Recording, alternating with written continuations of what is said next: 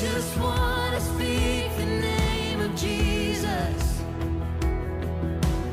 over fear and all anxiety. Katulad ng sinasabi nila lagi na painumin mo ang nauuhaw, pakainin mo ang nagugutom. Yun din naman ang gusto ng ating Ama sa atin. Painumin natin ang nauuhaw, pakainin natin yung nagugutom. Hindi ibig sabihin na pagkain at inumin yun na. Siyempre, spirituality. Yun.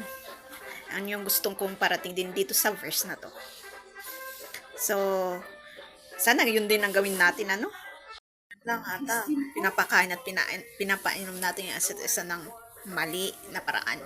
So, sana mamulat tayo sa ating mata at isip, or wag tayo maging bulag-bulagan or bingi-bingihan. So, the way is always is pray one another para magising tayo sa katotohanan.